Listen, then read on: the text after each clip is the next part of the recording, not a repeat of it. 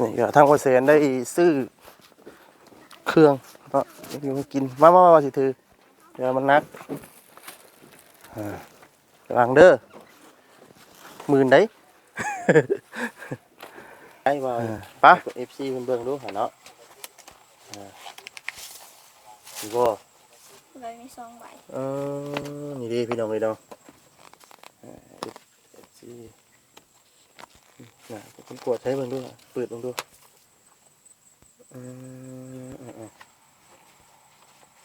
กดมาไปที่เรียบร้อยแล้วใบนี้แข็งกว่าแรงดีเนาะเบิดทุกประการพี่น้องเลยเนาะมีแต่ว่าหาเงินแล้วบาท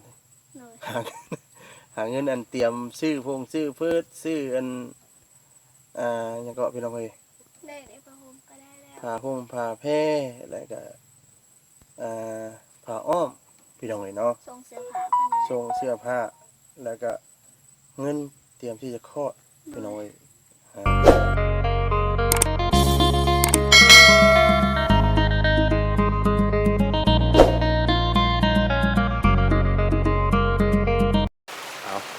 ตัดภาพมาวันนี้ก็ฮอดจอดถึงเป็นที่เรียบร้อยแล้วพี่น้องเนาะมาตัวจิบบ่ได้พี่น้องเนาะคนกระตกกระลิ้นพี่น้อง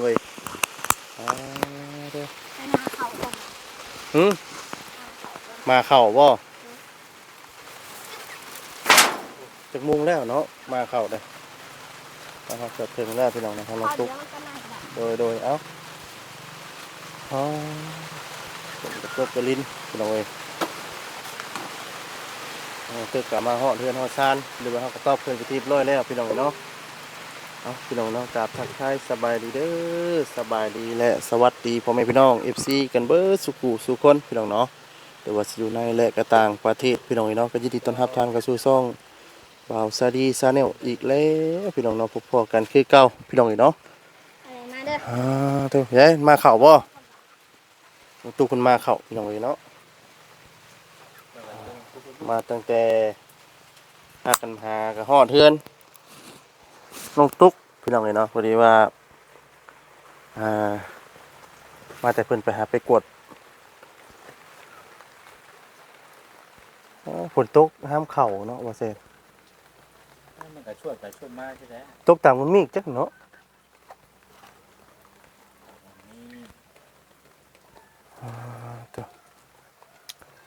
ตกตอนสิมาเข้าพี่น้องเลยเนาะ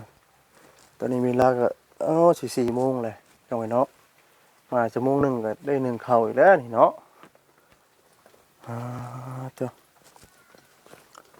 ที่ว่าเมื่อวานนี้ก็เพิ่นก็ได้ทางสาวบุญบอกพี่น้องเนาะได้ซื้อหม้อแปะให้กระโปะนะว่าถ้วยอันนี้ไม่รู้ว่าเชนบอกพี่น้องเดือจังไหนเนาะว่าจะดีก็จื้อบ่ได้เดี๋ยวเอาไปพี่น้องเลยเนาะเมื่อของว่าเชนซื้อมากกับของสาวบุญพี่น้องเนาะซื้อมาฝากมาต้อนต้องไปใส่เฮือนครัวโดยลายบ่เอาเกลือนี่เกลือเห็นบ่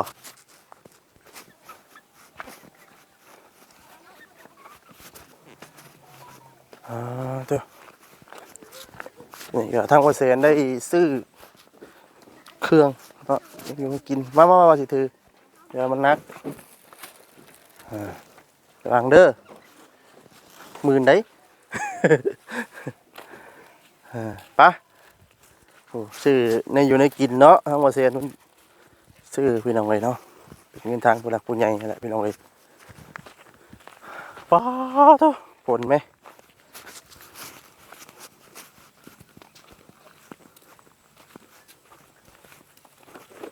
มีรถผู้เนาะธรรมดามีรถผู้ รถขี่ได้3-4 คนผู้ได้ธรรมดาได้ไว้วันนี้บ่มีแนวเซ่บ่จะเสียยังกินบัดนี้ต้มกระเปียกแมลงต้มกระเปียกกินหมูสิต้มก็9,000บ่เอาบ่ได้ต้มกระเปียกซื้อไฟผัวแมลงเนาะ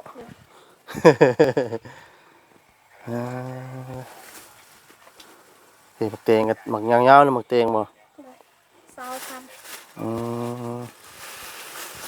เตงกับ20,000 พักอีก10,000พักอีก10,000 เป็นอีกของนาวเด้อค่ะ 10,000เจ้าก็เอาเป็นเด้อเนาะ แล้วอีก40,000 หมักแอปเปิ้ลอีกมีหมากอย่างนี้น่ะจักอยู่บ่เบิ่งอยู่ นี่ ว่า หยังกีฬาบ่ หมากหยังจักอยู่ว่าหมากหยังน่ะ มักกีฬา หมากกีฬาหมากกับทิม กีฬาอะไร แม่นบ่หมากกีฬาว่านั้นเนาะคนไทยก็เอิ้นกับทิมแล้วก็หมากแอปเปิ้ลเนาะอัปเปิ้ลพี่น้องเอ้ยอาหารนั่นฉันน่ะน้องตุ๊ก หางไก่ มีเกลือไก่บ่นี่น่ะ เนาะ กระเทียมพี่น้องเนาะเครื่องนี้เลย เอาสิงัว ลูกชิ้นงัว เลย เม่นเห็ดต้มกะปิกินแมลงหรือว่าเม่นต้มเห็ดชูไฟผัวแมลงเนาะ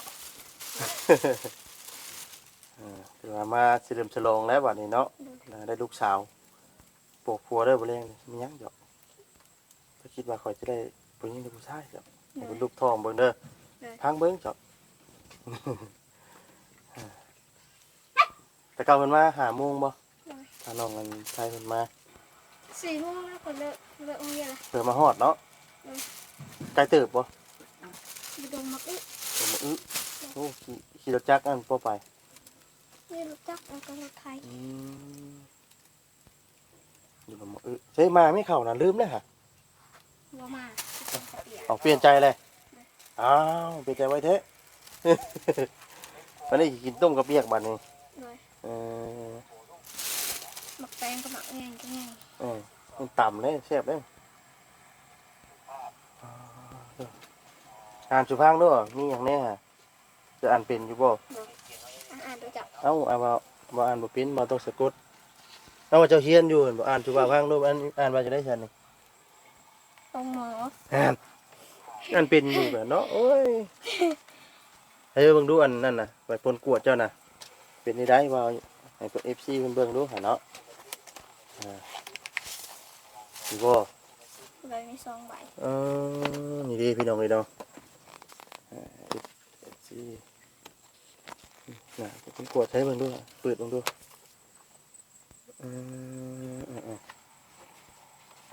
เพิ่นกวดมาไปนที่เรียบร้อยแล้ว ใบนี้แข็งกว่าหมู เก่งเนาะเพิ่นเคลือบเด้ ใบนี้อ่อน ผู้เพศดูอย่างเรียบร้อยบัดนี้เนาะเป็นลูกสาวเพศผู้หญิง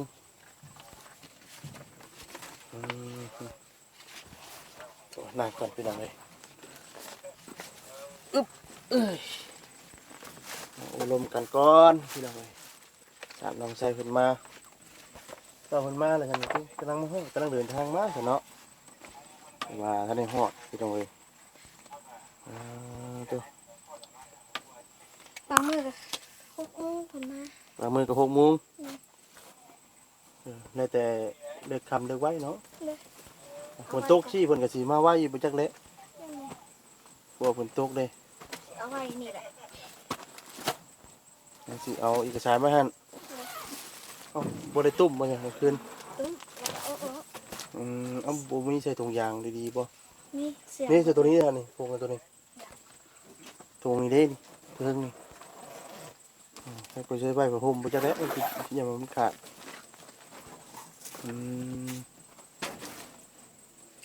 ทางงานน้องตุ๊กเพิ่นก็เก็บเอกสารไว้พี่น้องเนาะให้ถุงนั่นละ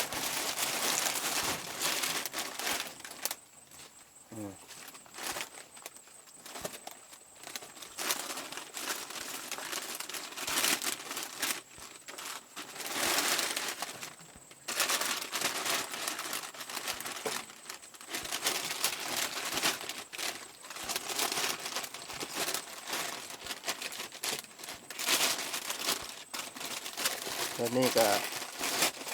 ท้องได้เข้า6 เดือน6 เดือนเดือนนี้นะพี่น้องเนาะ6 เดือนก็ทำคลอดนี่ก็พุ่นแหละเดือน 1ปีหน้ามกราพุ่นแหละเนาะ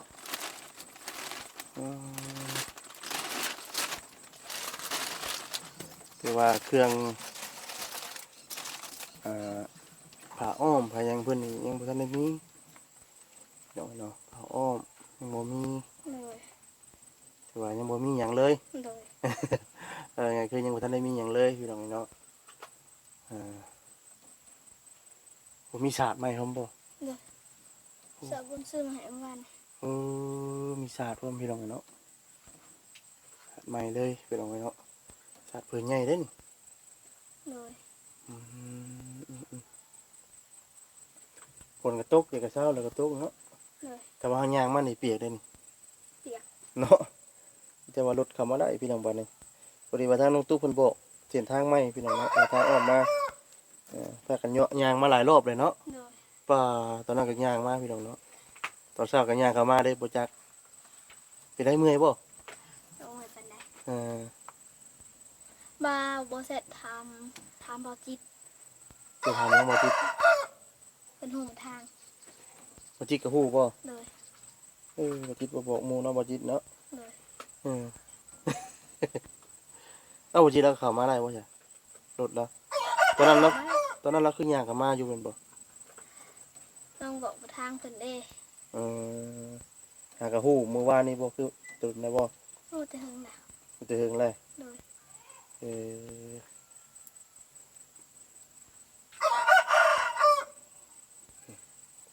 ตุ๊กเดี๋ยวเอาไปลงเนาะ โดย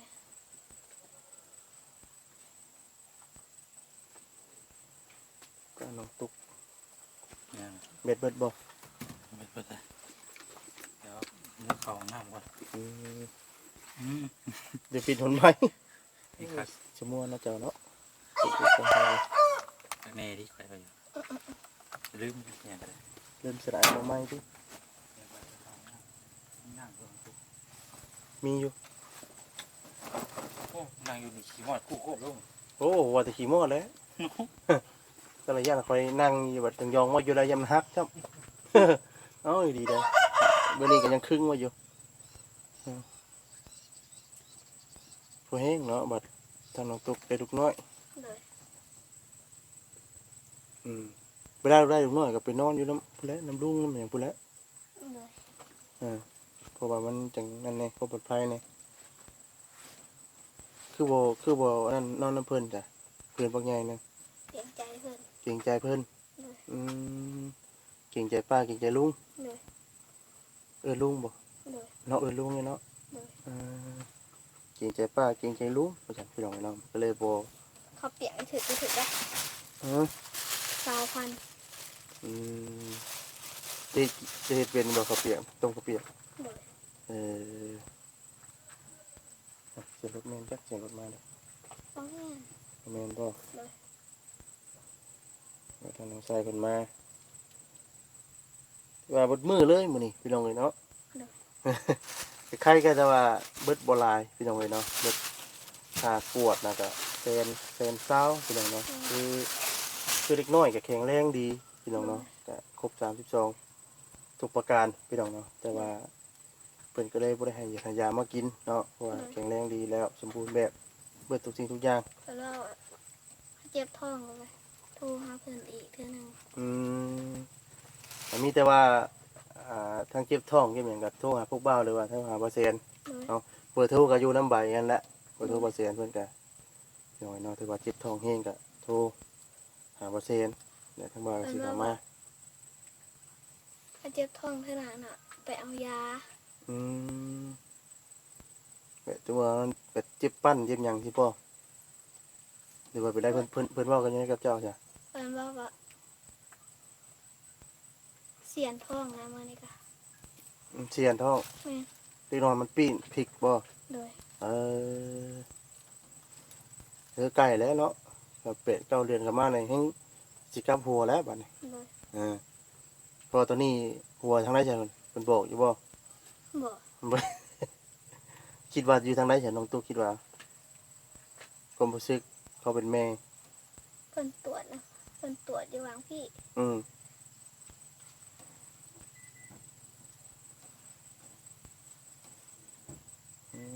พี่น้องเนาะคือว่า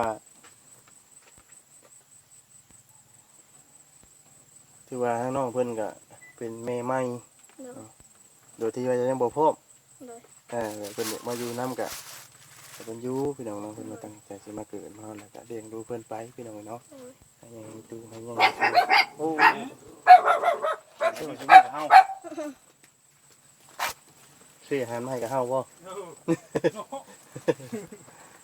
ฮ้อนแล้วบัดนี้เอ้าแล้วบัดฝนตกเช้าได้เอ้าแล้วบัดอื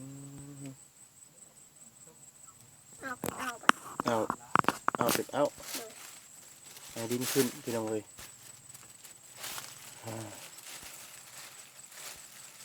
บัดนี้ก็สิกินข้าวกินน้ำก็เปลี่ยนอกเปลี่ยนใจ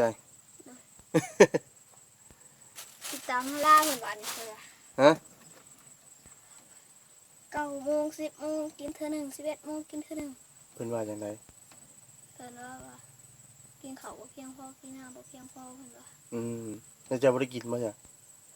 กินน้ อืม ำกิน ตามกินตามเพิ่นบอกแล้วบัดนี้ โดย อ่า กินมื้อตุกหัวเสือหนึ่งเพิ่นว่า เออ เพิ่นว่าเอาให้กินน้ำตุกหัวเสือเอาเพิ่นว่า ให้กินน้ำสะอาด แม่น เออเป็นยังไงซื้อน้ำสะอาดได้มากิน โดย ทุกวันนี้เจ้ากินน้ำยังไงทุกวันนี้ น้ำใด กินน้ำใด โดยสิเปลี่ยนใหม่แล้ว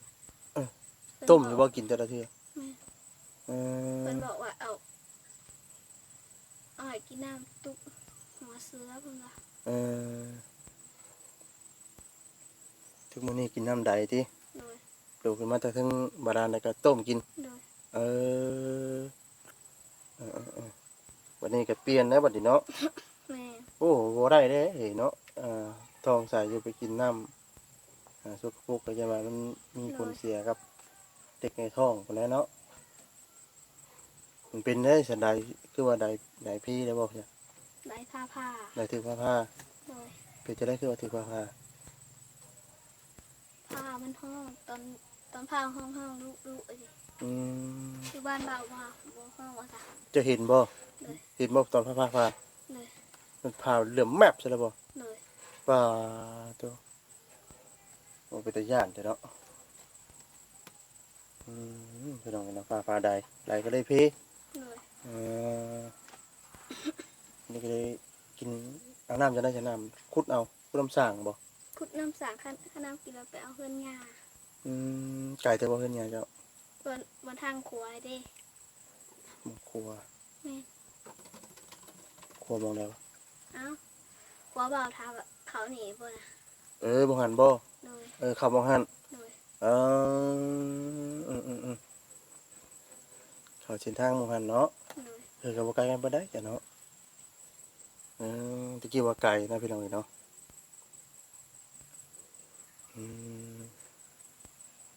เมื่อแรงก็ไปซื้อน้ำมาไว้ แดงซื้อน้ำมาไว้ เลย ให้ทั้งไงนะให้ทั้งผัวแล้วไปซื้อ เลยเอารถจักรไปสิ เพราะว่าสิเพิ่นให้หมอเฮ็ดเวียกนักเนาะ เลย เวียกนักหมอกินของดิบหมอกินของดอง เลย กินน้ำไปหลายบัดนี่ เลย กินข้าวหลายๆบัดนี่ 3 อย่างเขานี่เพิ่นว่าค่ะ นี่แต่กินข้าวกินน้ำหลายๆบัดนี่ พักดิบกินได้อีกแล้ว ผักดิบกินได้ เลย แต่ว่าของดิบกินบ่ได้ แม่น กะลำคือตามเพศคุณหมอคุณบอกแล้วเนาะเพราะว่าเขาต้องเพราะว่าเขาอยู่2คนได้บัด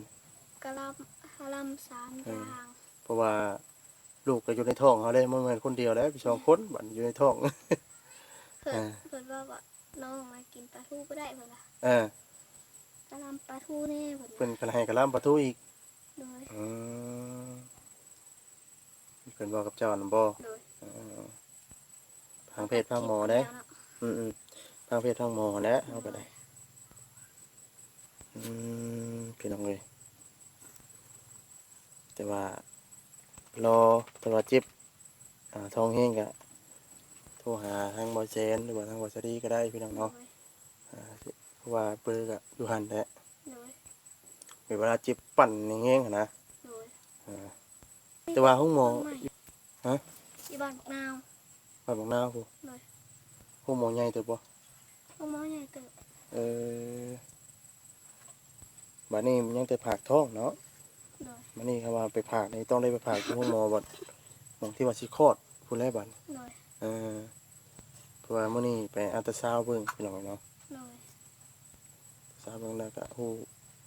เพศฮู้อันนั้นเพิ่นแล้ว โดย ป้าสามีแต่ทั้งบ่ก็สิได้กลับก่อนบาดนี่เนาะก็มื้อนี้ก็มีแต่ประมาณนี้แหละพี่น้องเอ้ยเนาะแต่ว่าเรื่องเอโกก็สำเร็จเป็นด้วยดี โดย แล้วก็ฮู้ว่าทางน้องในท้องเพิ่นก็สายในท้องในสายเพิ่นก็